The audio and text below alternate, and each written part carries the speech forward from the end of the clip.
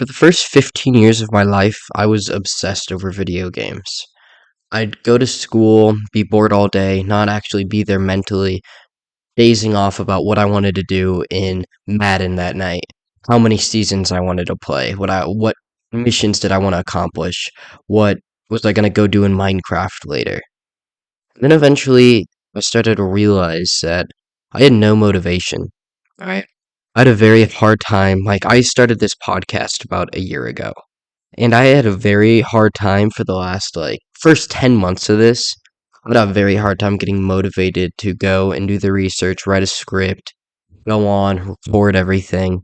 It was very difficult for me to do because I was lacking motivation. And I've recently quit video games, and my motivation has skyrocketed. It is fun for me to come on here and write about stuff and record videos for y'all.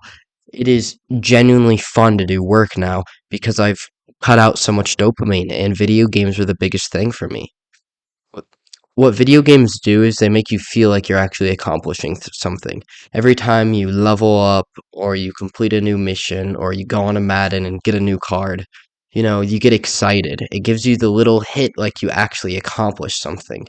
It makes you as a man feel like you are working and putting progress into these goals.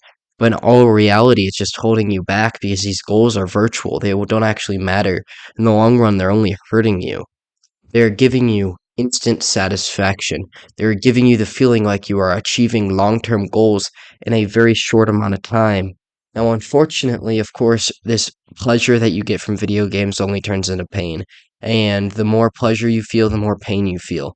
And your new baseline for where you're going to be feeling on the normal day to day basis, the more pain you're feeling, it's bringing the it's bringing the normal level you're at down. So you're going to start to feel worse on the average day because you're taking in so much pleasure without actually having to work for it, without having to take in pain. So that means that the drop off is just straight pain, and then you're going to feel a little worse the next day.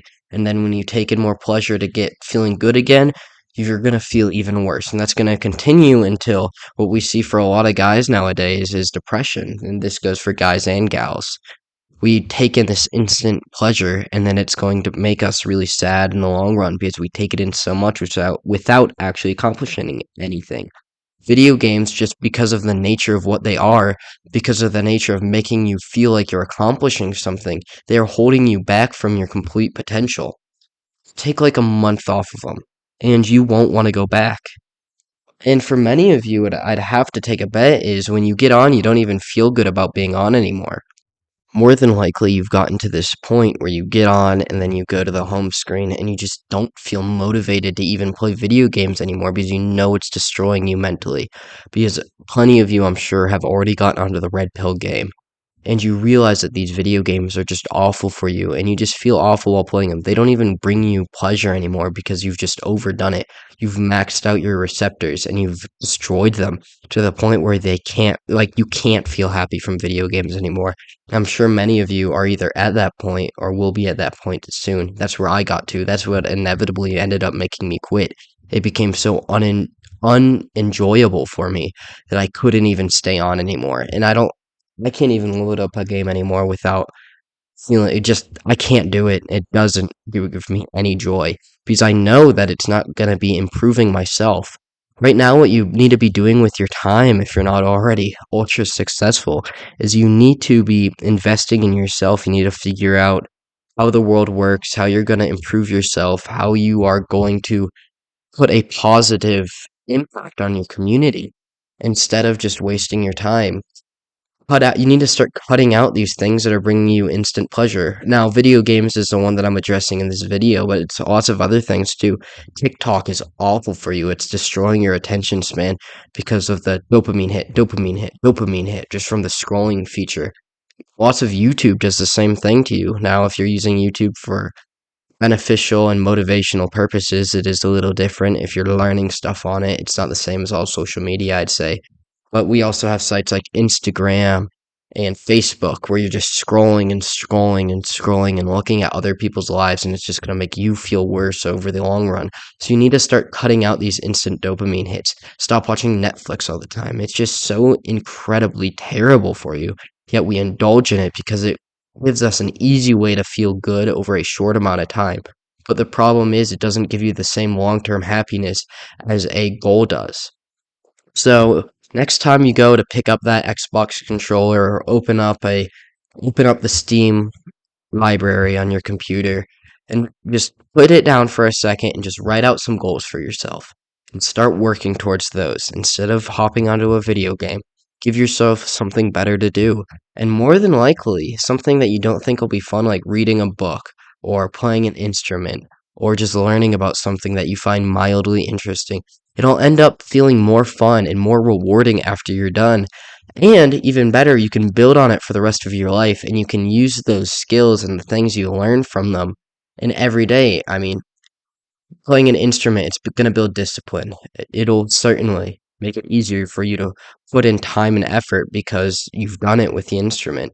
Reading a book, it's going to increase your vocabulary and make you a better talker. A lot of books introduce you to ideas you wouldn't have thought about beforehand, and it can increase your overall ability to just think about things in all reality. And it's really great. Go practice cooking if you like food. Learn how to cook really good healthy meals for yourself. And that'll help more than just about anything. It's important to put in good foods for your body, so you might as well learn how to take or cook good tasty meals because it certainly is possible on a low budget, by the way. And that's another lie, but about the whole you have to eat like crap if you're eating cheap, which is BS. You can eat healthy, cheap. But I'll get into that in another one today, of course, was about video games, not that. But I'm starting to get a little off topic here, so I'll get back to it. Just get off video games for a little bit. Take a break. You won't want to go back. I promise it'll seriously improve your life over the long run. It is worth it. Just try it. The worst thing that happens is you try it and you don't feel any improvement over your overall life, and then you go back to it. Best case scenario, your life literally changes. Quitting video games can change your life today. It's changed mine. I've made some pretty severe growth in myself just working out, this making these videos. I've put in a lot more time and I've gotten a lot better at it over just the last month just because I have quit so many of these instant dopamine hits. Still working to become better, like we always are. But that's part of the great part. That's part of the best part of self improvement. Of course, you can always be better. It's never enough. You never will be done. But that'll be it for today's episode of Strange Investigations. I, of course, have been your host, the one and only Ron Swanson, signing off once again. So long, peace out, and God bless y'all.